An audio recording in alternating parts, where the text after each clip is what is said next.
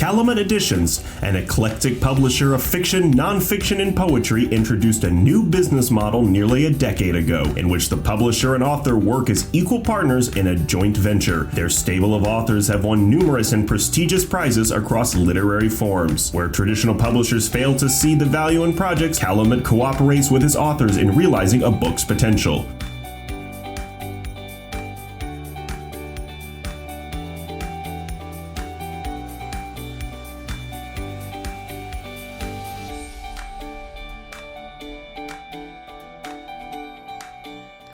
Welcome. We're back with Writer's Corner, and as usual, we have two of Minnesota's outstanding writers who are joining us and really here to educate you. I'm Alan Miller, your moderator, and hopefully silent moderator. On my left is Marjorie Mathison Hance, and Marjorie is the author of 3 titles, 2 of which are displayed here. She will tell you more about herself. And over here we have John. Harrigan. I know that. I was trying to think of the JJ. What's the J for? John. John Harrigan. I felt if E.E. Cummings is good enough for him, J.J. Harrigan is good enough for me. Good. And John Harrigan has written this very fine book, Goodbye Cuba.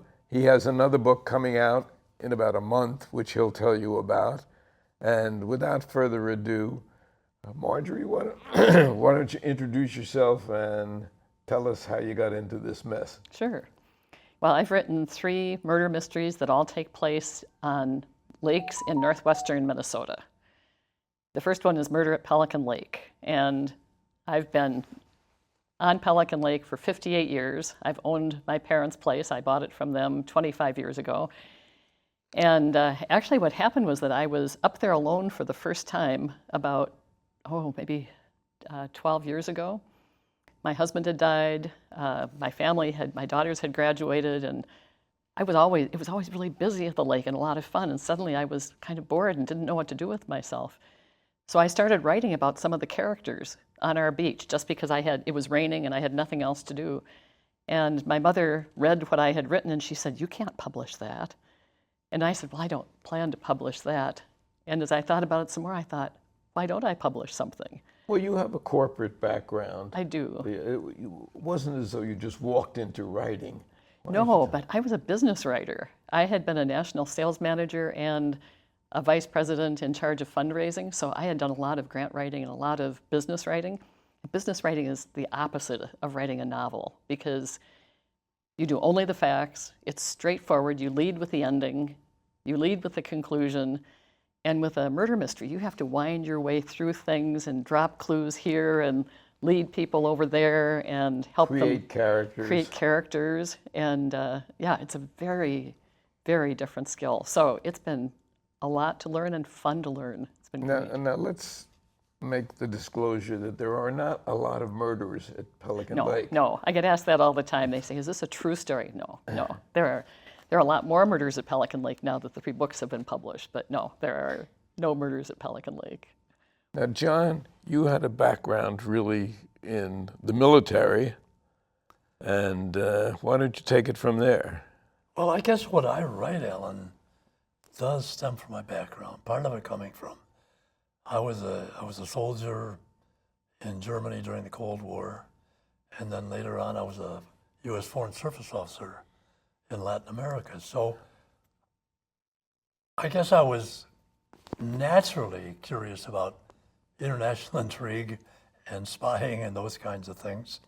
And then after that, I was a professor of political science at Hamline University. And what got me into writing really was that late in my career, the university decided we should all do interdisciplinary courses. So I created a course in politics and fiction, and I got my students reading political novels, most of them historical novels, And I remember this young woman came up to me and she said, "Professor, I was so engaged in this book. I wish I could have lived in those times." And that made me a little jealous because nobody ever said about my textbooks, "I wish I could have lived in your textbooks." And so I thought, and I realized something. I realized you can reach people through fiction in a way that you can't reach them through scholarly research. You can get them to feel what it was like to have lived through some moment I think of time. that is so true.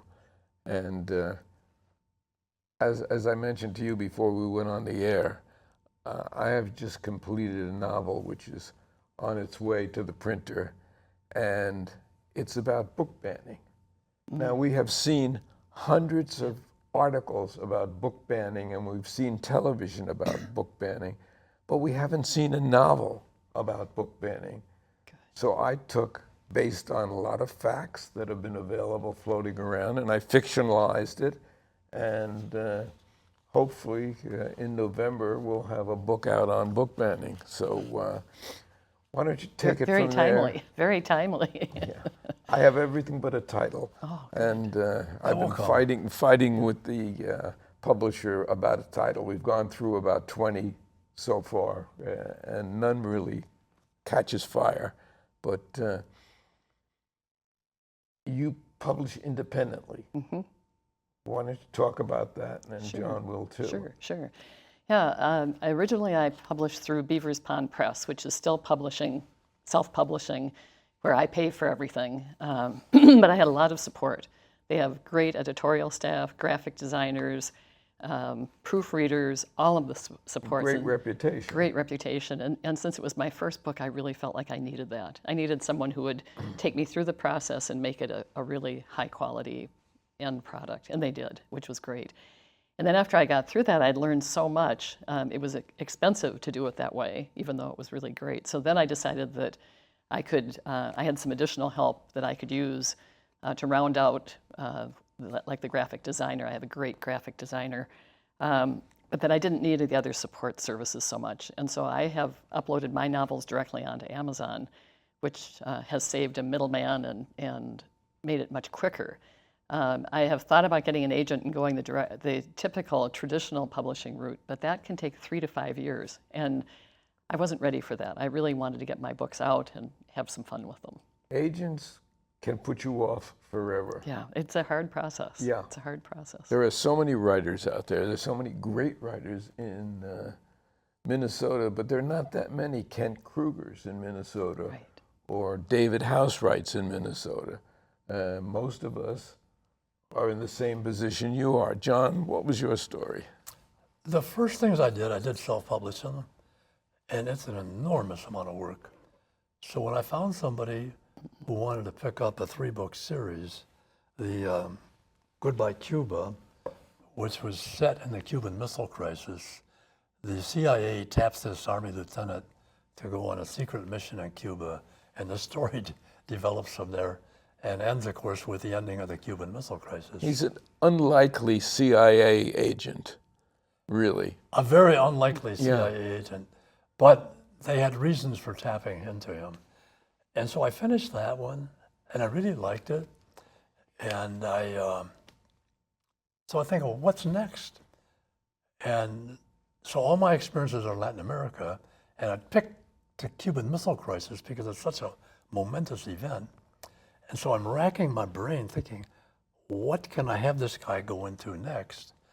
And well, what's the biggest event, the most disastrous event in our life? Clearly, the Vietnam War, And so I set this in the 1968 campaign of Robert Kennedy running for the presidency, a big part of which was his campaign to bring the Vietnam War to an early close. And so I took the same character, made him an agent for Bobby Kennedy, and it goes from there.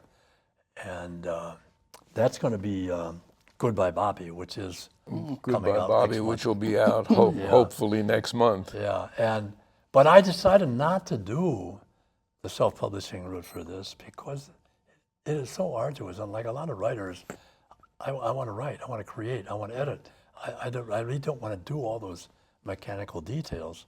So when this person who was starting this new publishing company said, well, how about letting me publish them? I said, sure. So we got a 3-book series.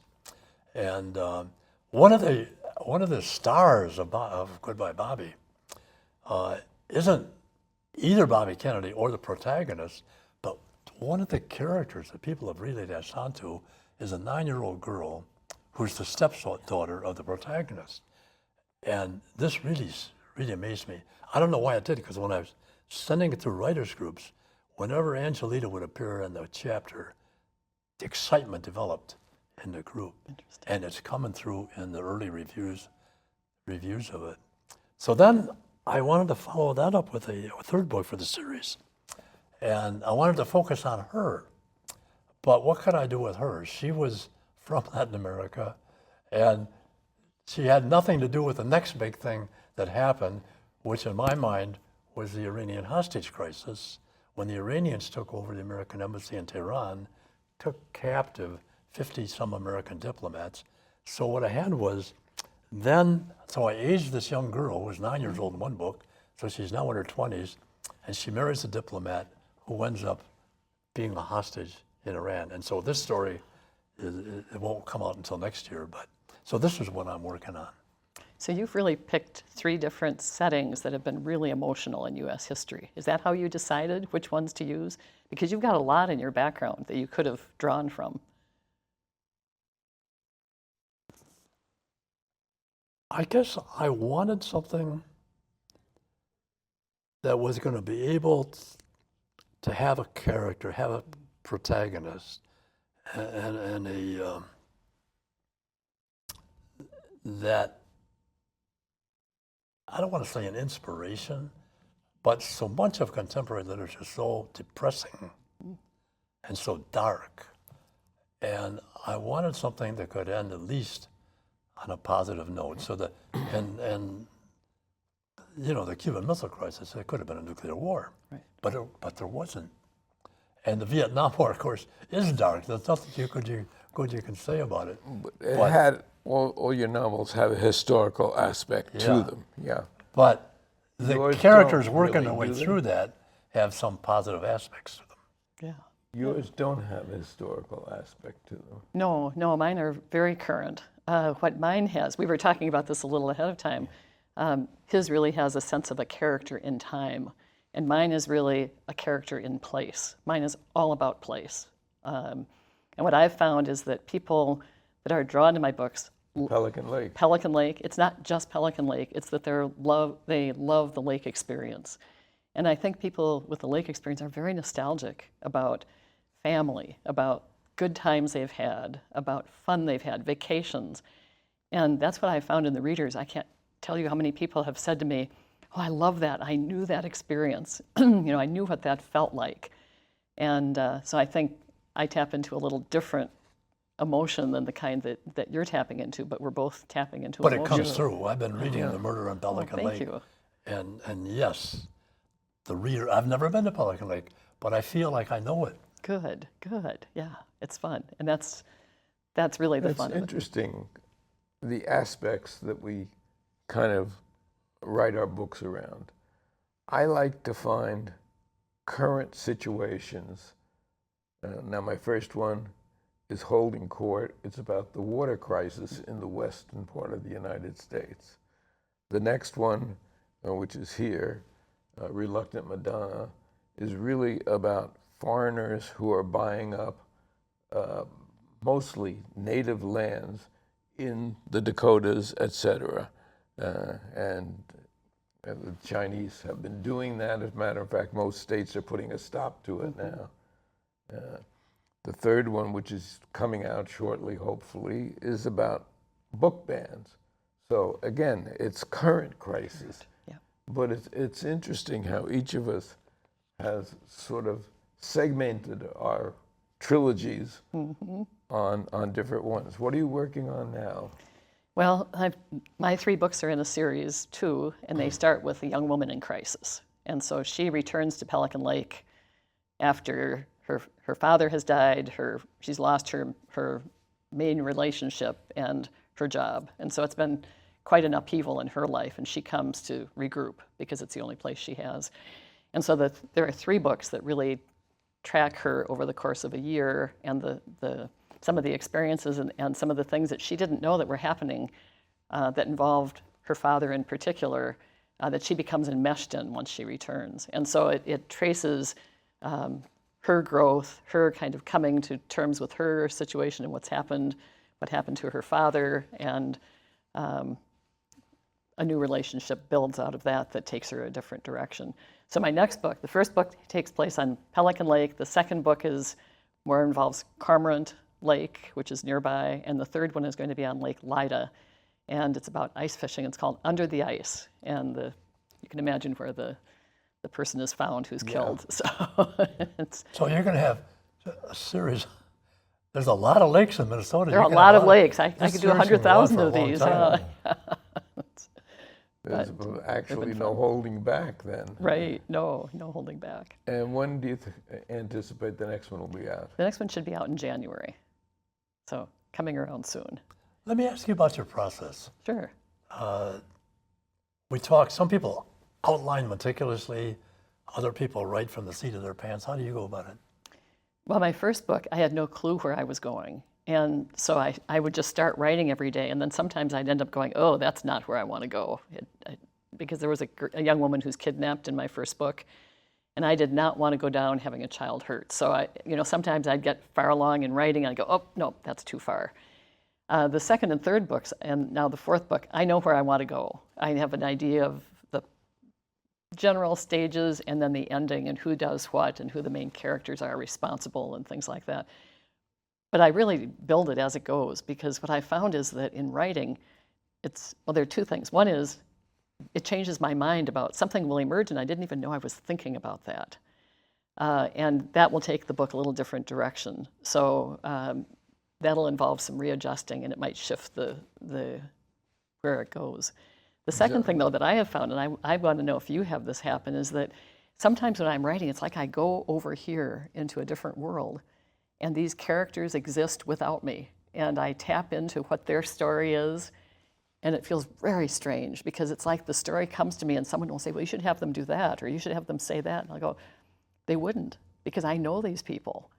And it's so weird to experience. It's like an experience of that is going on that's not just me pushing an idea forward. It is weird. Do you have that experience? Some of the characters will take on a life of their own. Yes. And you're just trying to find out what that life is. You have to find out what it is. One of my friends said, yes, it's like the characters tell me where they're going. I just am a copier. I just take notes. Now, do you know the ending of your book when you start to write it? I do now. You do? Yeah. John? Well, obviously I know how Bobby Kennedy's campaign is going to end in 1968, but I don't know what's going to happen to these 2 characters. And the reader, if they know anything about history, they also know how that campaign ends. And my hope is that what keeps them going is they also don't know what's going to happen to those 2 characters. And so far from what reviewers are saying, that seems to work. Good. Well, you told me that people may know how the general story arc goes, and so you have to have enough tension to keep people interested, because they might know that there wasn't a nuclear war that happened as a result of Cuba, but they don't know some of the other tensions that are going on. That's true. But I have a problem you don't have. What's that? I'll be writing something. Oh, in Goodbye Cuba, I had a scene. I was going to take my protagonist, and I had to send him into Washington, D.C. to do some research.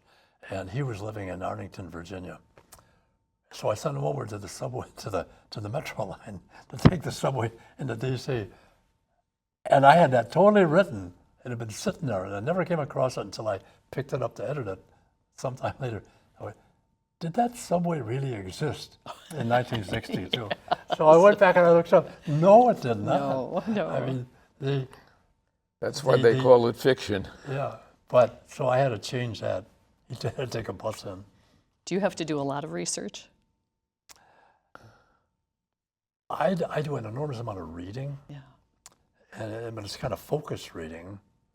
I mean, I don't do research in the sense that you did it when you were doing your work for your business, but it is research. It is looking up things. It's following up on things that people say, and there's, especially when you're dealing with these bigger than life characters like Robert Kennedy,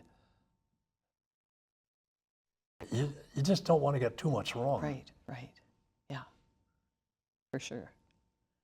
As opposed to just creating characters who you can make do whatever you want. Well, you would think that, but there have been a lot of things where I have to do research. And an example of that is the ending of the first book takes place at the border of North Dakota and Canada. And so I would have things like the agent carrying a gun, and I thought, can agents, do they carry guns at the border? And how many cars, how many lanes would there be? How do they work their way through? So I have had to do a lot of research into things like border control. I've had an FBI agent who gave me a lot of feedback because there's an FBI agent involved in all three of my books. And so she would say, oh yeah, the FBI, I would never do that, or yep, this is what would be appropriate.